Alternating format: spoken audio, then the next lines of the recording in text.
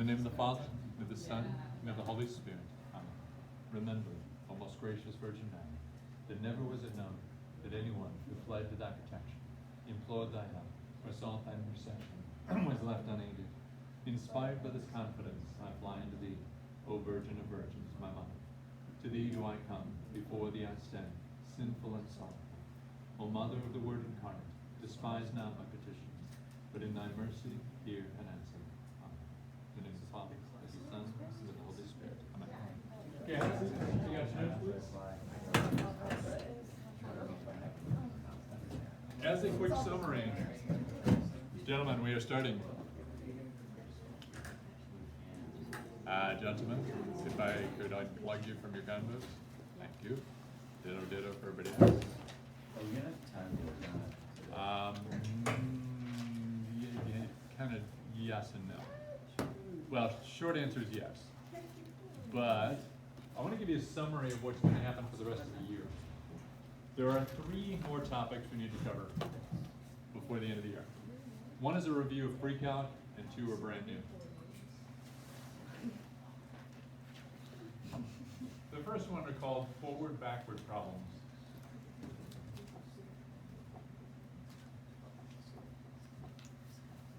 This is not a very good marker.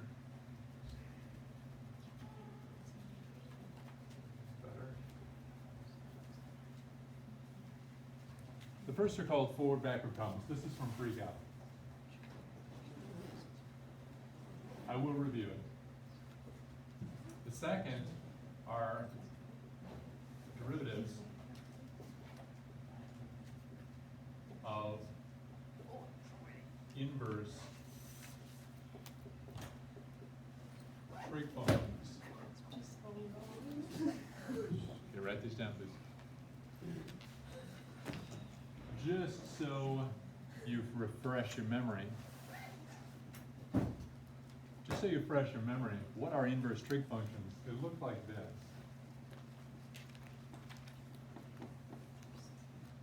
And so on. That little -1 means inverse. It means going backwards. We've actually sort of done this in our head a lot. Whenever we've solved a trig thing for x or for theta. If I say the sine of theta is 1/2 and say what angle does that, gentlemen, I think we got it plugged in here. You've done an inverse trig function. The third thing is called partial fractions.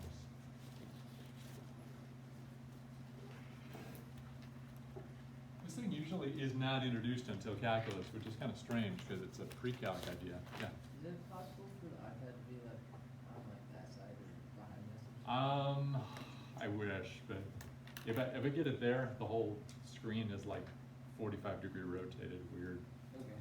That's just because the camera is on this side of the iPad. Yeah, sorry about that. No, it's okay. Now, what do I mean by forward-backward problems? Example.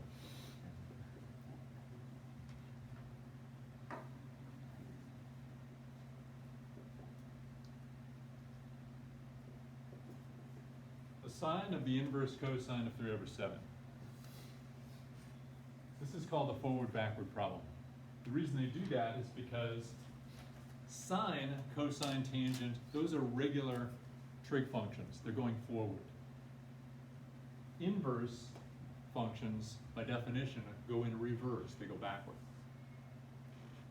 So this is a forward-backward problem. Now, how do you do it? Interestingly enough, all you need to know is the Pythagorean theorem and the trig functions. You need to know no calculus for this at all. How do you do it? Whenever you do a forward-backward problem, step 1, draw a trig shape. That is usually a blank right triangle. But sometimes a unit circle.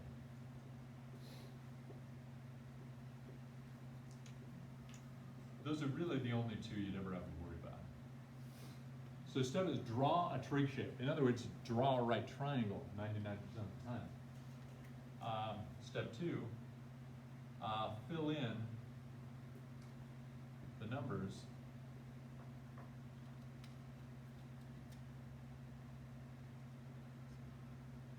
so that theta can belong in the triangle. I'll explain that in a moment. And then third is calculate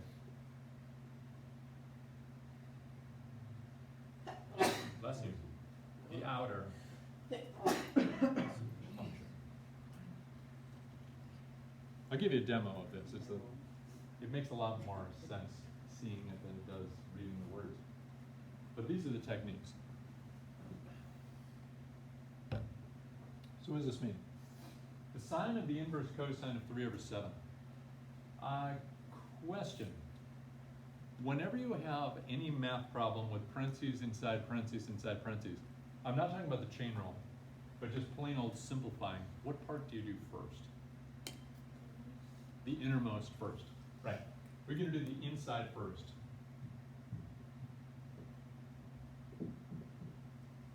We're not going to do the sine first. We're doing the inverse cosine first. So draw a right triangle.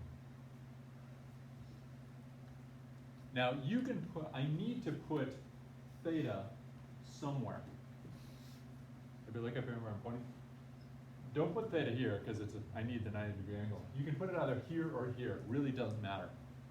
I kind of like putting it here, but your mileage may vary. Does that kind of make sense? You get to choose, just draw the right triangle and just plop theta wherever you like. That's step 1. Step 2, fill in the numbers so that theta makes sense. The inverse cosine of 3/7. It says they're basically asking for what angle causes that. Okay.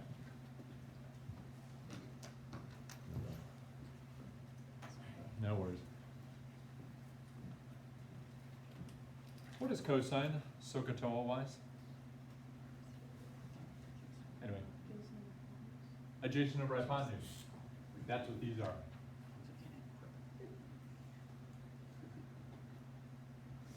Did you see what I just did? Have you focused on that? In other words, these numbers mean something. They go with the cosine. Can you put the numbers in relation to theta so that it actually does make a cosine? Adjacent is 3, the hypotenuse is 7. Where would you put the 3? Top, right, or bottom? The bottom.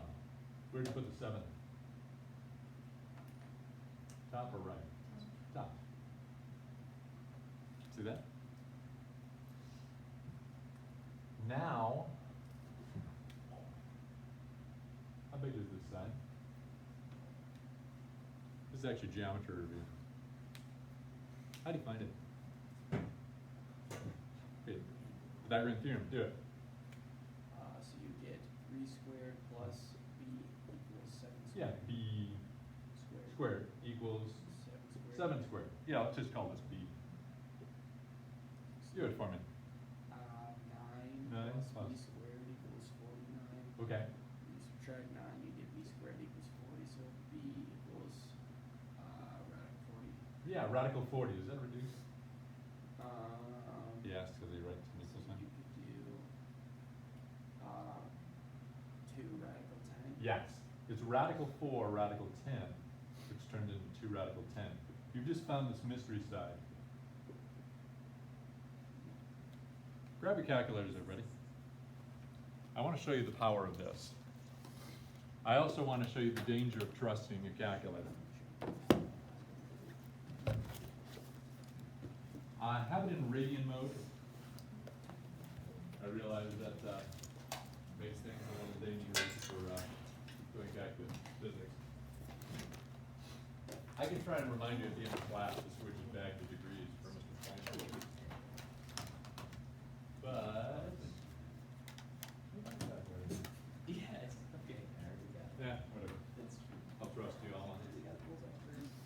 switch it to radian mode, What did you read it? and then type this in. I want to see if the calculator can do it. So hit regular sine. How do you do inverse cosine? Like on the calculator.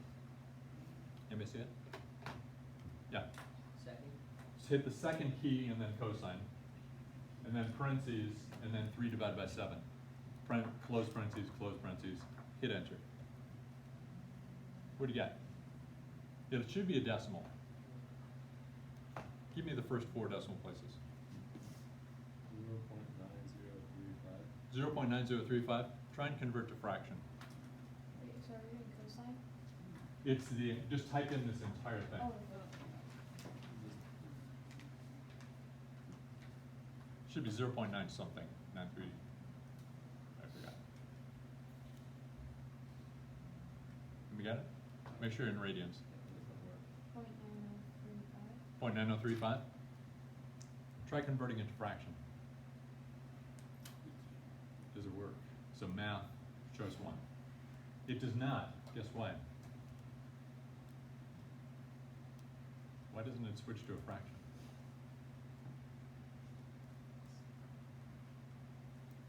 Jack. It just, well, I don't know. Yeah, It's there's a a reason. radical. Ah. In other words, a radical is what kind of number? Starts with an I. Imaginary. Not imaginary. Irrational. Irrational. Irrational means there's no fraction equal to it. That's why the calculator can't. It's not the calculator's fault. There is no fraction equal to this. That's a nice number over a nice number. We're going to get the exact answer. And on the test, you'll need to find the exact answer. It is surprisingly easy. Does everybody follow what we did up here so far? Pretty much all we did was draw a right triangle, put the 3 and the 7 in the right spots, Pythagorean theorem. Ta-da. Ta-da. I don't know what I was trying to say there. I think I was going to say presto and ta-da at the same time. It didn't work. Question O, math people. What's the sine of theta? Polly, take the sine of theta. Just use SOHCAHTOA.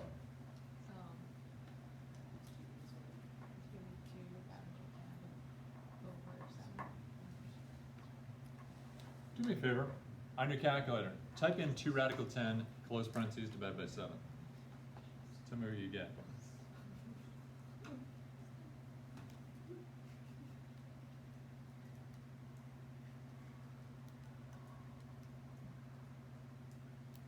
What do you think? Same thing. Same thing. In other words, this is the exact answer, and you're done. That's all there is to it.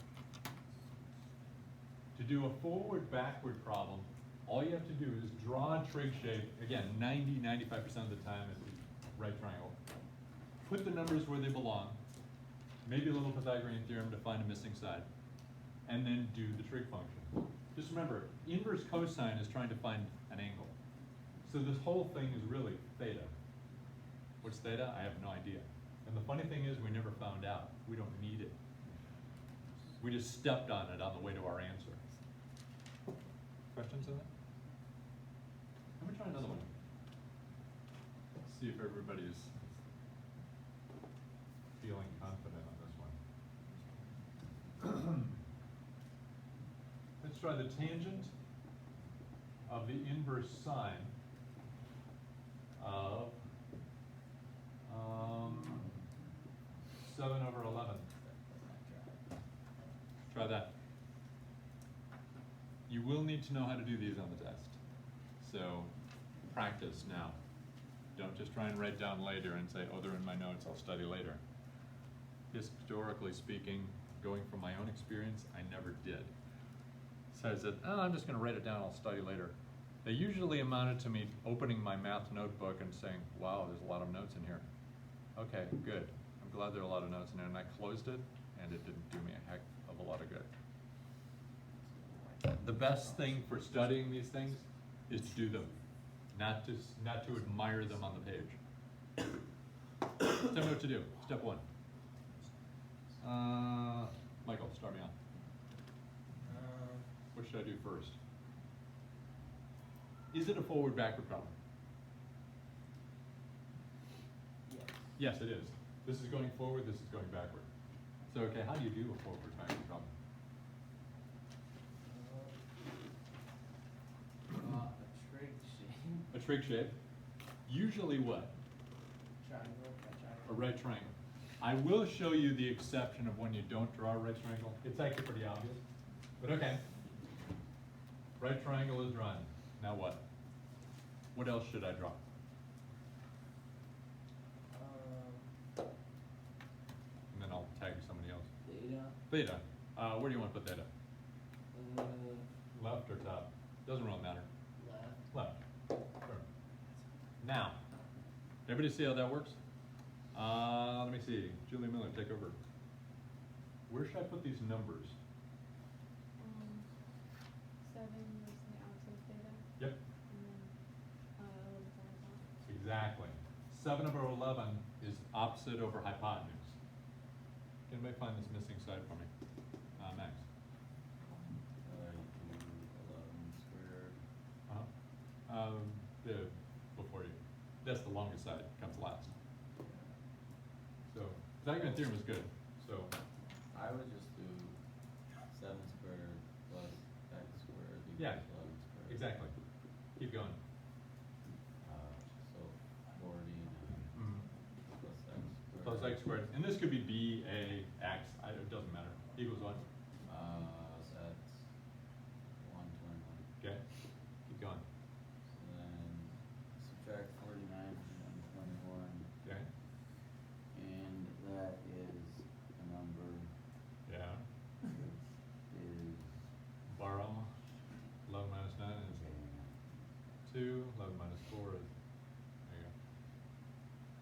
72. So what's x? Radical is 72. Is that reduced? You Any perfect squares in there? Yes. Don't just read my face. Check first. It's not a perfect square by itself, but does any perfect square divide in evenly? Perfect squares are 1, 4, 9, 16, 25, 36. 36, that's the best one actually. Radical 36 times radical what? 2, 2. So what is that really? 6, radical 2. Good. 6 radical 2 is your missing side. Somebody finish the problem for me. Polly. What are you trying to calculate? What function? Tangent. Tangent. Do it. Just SOHCAHTOA. 7 over 6 radical 2. Right. And in calculus, you can leave the radical in the basement. We're done. That's it. That's forward-backward problems. Everybody feeling relatively comfy on these?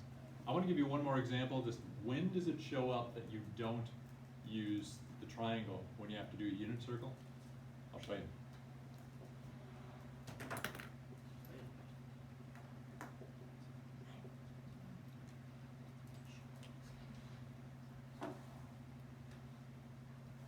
Try that.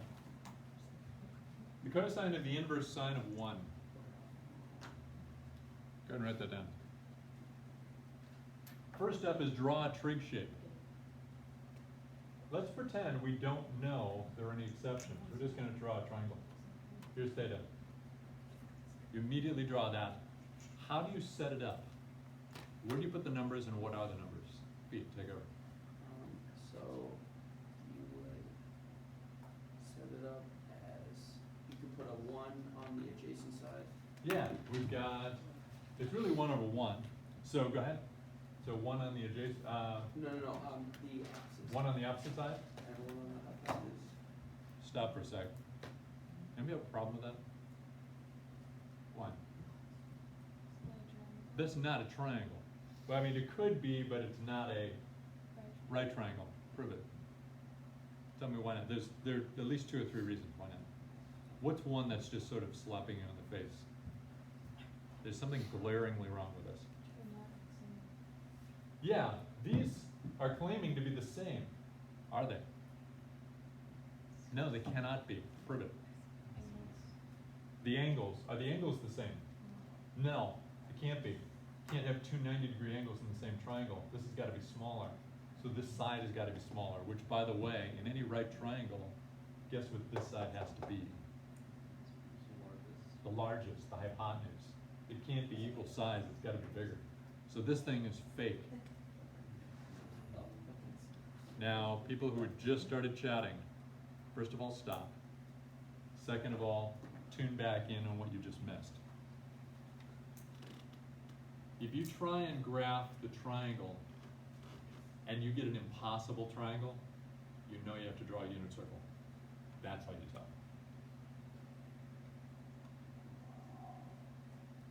Now, erase the 1 over 1. Just treat it as sine of 1. Is sine ever equal to 1?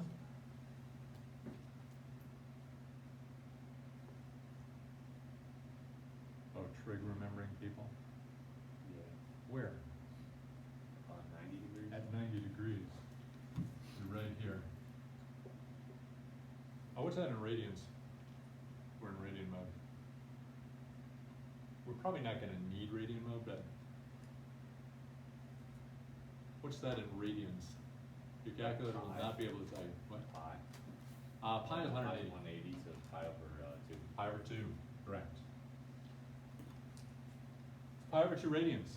So good, we've got an angle. Now, interestingly enough, you didn't even need to know that was 90 degrees. You drew the shape and you marked theta. All I had to do is call this theta. It's at the top of the circle. Now find the cosine. That's all I have to do. What's the cosine? Right there. On the unit circle, sine is up, down, cosine is left, right, tangent is slope. What's the cosine? Right there. It's 0. You're done. Did everybody follow that? This one was surprisingly fast. I didn't even need to know it was 90 degrees. I just needed to know it's up here. It helps if it's 90 degrees and you know it, because you know for sure that the cosine is 0. Clear? This is the only time. If you're in a top point, left point, bottom point, or right point, any multiple of 90, then you draw a unit circle. Anything else, you draw a right triangle. Clear? Now, I want to see if you can use it. As some storytellers once said, I told you that story to tell you this one.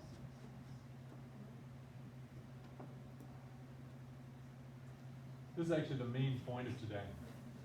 The forward-backward problems are good review for pre-calc, but they also come in handy for calculus. Assume, write this down, f of x is equal to the inverse sine of x. I'll tell you right now, this is a very strange looking graph. Just for fun, grab your calculators, go to the y equals screen.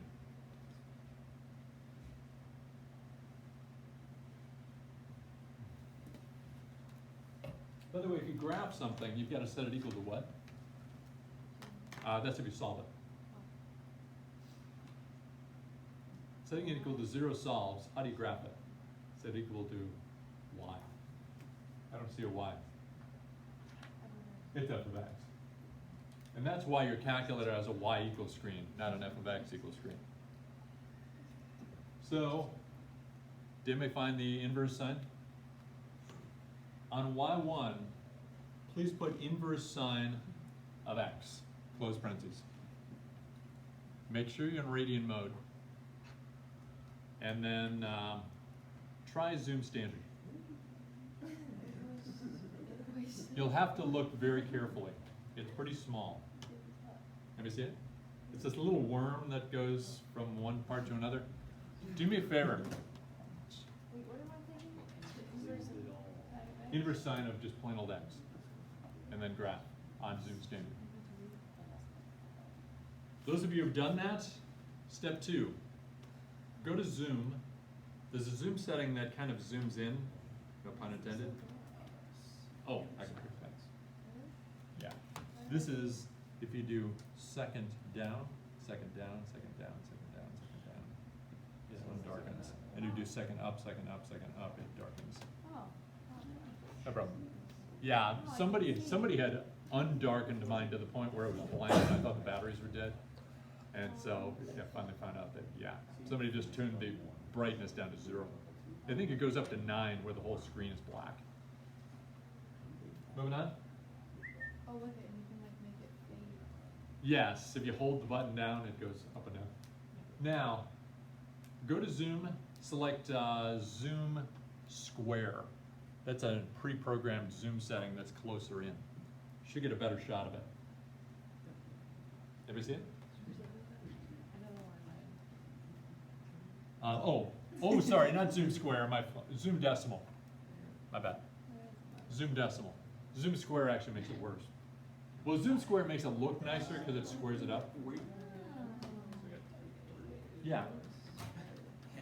It's a very strange looking little function. It looks like a little worm starting from the lower left, squirming up to the upper right.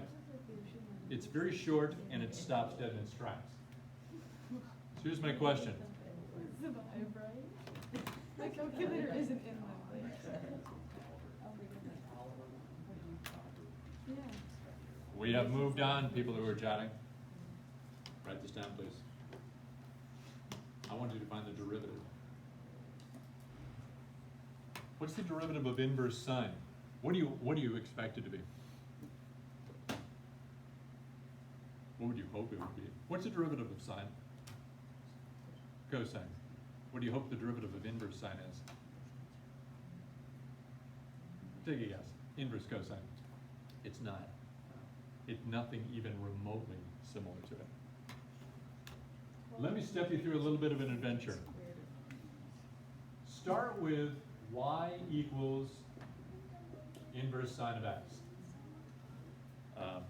Please. I have absolutely no idea how to take the derivative of this thing. None. There is no formula we've ever run into that allows us to take the derivative of an inverse trig function. Watch this. This I did not invent, so I can say with no pride that this is an extremely cool trick. Hundreds of years ago, somebody invented this, or discovered it. You can do anything you want as long as you do it to both sides. Does everybody agree that the inverse sine is a problem here? Because I have no idea how to take the derivative. Get rid of it. Seems kind of evil. Is that like just erase it? No, you got to do it legally. How? How do you get rid of inverse sine? What cancels it? Take a wild guess. Sine. You're not going to multiply by sine. You're going to take the sine of both sides. Do that. Write it in. This side becomes sine of the letter y. Equals what? Let me know. Michael.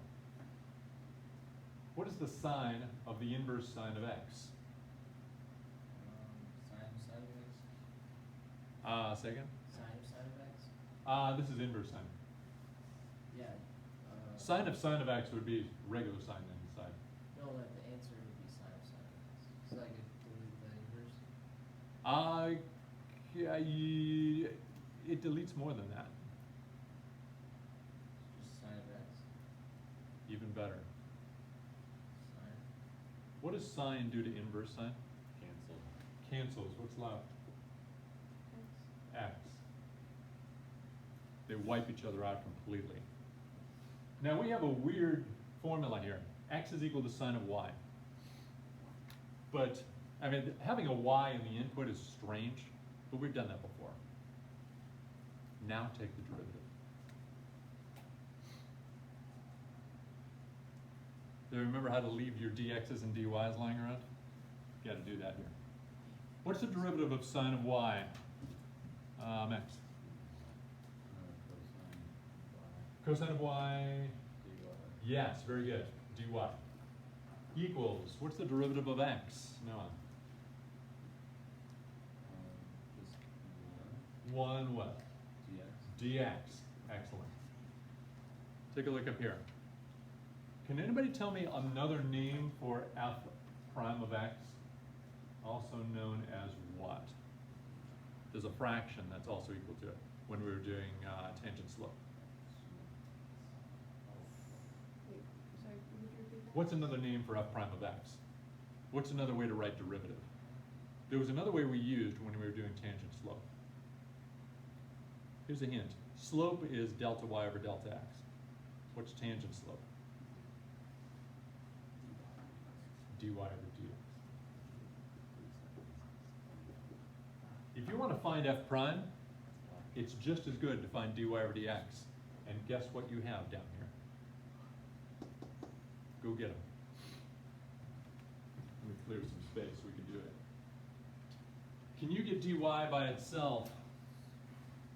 Let me see. Julie Miller, take over.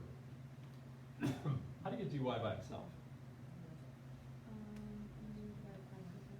Yep. As long as you do it to both sides. Okay. So these cancel. We now have dy equals 1 over cosine of y. I'll just put the dx in the end. Is that okay? Everybody right so far? Up here. I want dy over dx. One step will do it. Go. Divide by dx on both sides. What happens over here? They cancel. So dy over dx is equal to what? 1 over cosine of y. That is your answer. It's just not simplified. This is, in theory, that's the answer, the derivative of inverse sine. It's this. But the only problem is, I need x's. I don't want a y in there. Remember substitution problems? Substitution for factoring and substitution for calculus. You plug u in this case we're plugging y in, but then when you're done, plug it back in where you found it. What is y, Michael? Sine inverse, whatever, inverse sine of x. Plug it in. Cosine of what? Inverse sine of x. Go ahead and write that. Everybody see where we got that? Because that's what y is. Y is inverse sine of it. We just plunked it in. That's a forward-backward problem. Go with that. Pretty bad. I'll just give you a hint. Everybody look here. It's x over 1. You can draw a triangle now.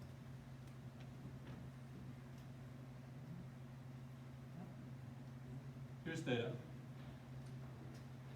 Pete, take over. So you could go to And the opposite side and if it's not directly related to this, deactivate. I can recognize those from a distance, my friend. Especially when your audience is so excited. okay, so you could go to the high. I have been teaching for quite some time, and I've never seen another student saying, yeah, go get that integral. Yeah. It's something other than that. Okay? I mean, I get excited with this stuff, but even not that much. Set it up for me. So you could go to Where do you put the x, where do you put the 1? the x would be the opposite. Yep. And the y, and the 1 would be the hypotenuse. Correct. Take over, Polly. How would you find the missing side? It's going to be a formula. You won't get a number. But how do you do it? How do you find the missing side of a right triangle? Pythagorean theorem. Do it. Set it up for me. Let's call this b. So x squared plus b squared 1 squared, which by the way is what? 1. Gentlemen, I need you focused up here. Yeah? Give b by itself. Yeah, I have no idea what x is, but just subtract it. So b squared equals 1 minus x squared. Keep going. How do you get rid of the square? Square root.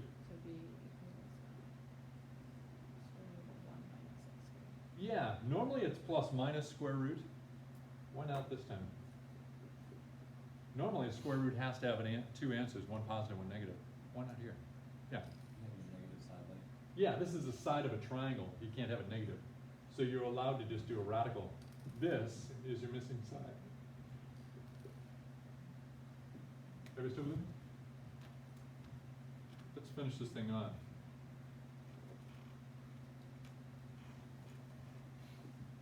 I need to simplify this thing. You just found the cosine of the inverse sine of x. So question, here's what it is so far. Du over dx equals 1 over the cosine of the inverse sine of x. You did the inside stuff by getting this. Find the cosine for me. Michael.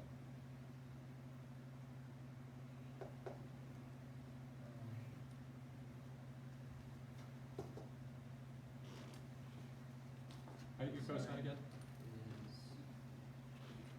Is Jason over, or opposite of your way? Cosine. Jason over hypotenuse. Adjacent over hypotenuse. So in this case, it's what? So, it'd be radical 1 over x, Minus x. or what, yeah, over 1. Over 1. Let me do that. Look up here. Write this down. You notice we're doing the bottom. What's on top? 1. How do you divide by a fraction? Multiply by its reciprocal. Right. What is the reciprocal of this thing? 1 over radical 1 over minus x. Do it. What's that times 1? It's the same thing. Oh, and this is x squared. Sorry, my fault. I forgot to recalculate that. Everybody got the squared in there? Guess what? That's the derivative of inverse sine. Never would have predicted it. It does not look like a trig function at all. It isn't. But that's the derivative of inverse sine of x. Yeah. So why is it, so we found the inverse sine and then the cosine, right? We found the cosine, and that's this. Oh, yeah, okay, that's. So it's 1 over that. So I just multiply by the reciprocal because I'm dividing by that fraction. 1 divided by this fraction is the same as 1 multiplied by the reciprocal. So this thing here became this, and that's it. Clear? All right. That is one of the major concepts in the last part of calculus. You will be on, this is one of the last 2 calculus topics you will need to be responsible for on the exam. You will not have an opportunity to practice it with a chapter test, which on the one hand is one less test to take, on the other hand it's one less trial to find out how good you are before the exam hits. So my advice to you is practice this. So this is all I have for you today. You have the rest of the hour you can work on the worksheets. Those are all due on Monday, remember? If you, all the ones that I handed out when I was gone. So, we will continue this tomorrow, not tomorrow, Monday. And we'll show you the other inverse trig function derivatives. Go for it, and people watching at home, see you later. Cheerio.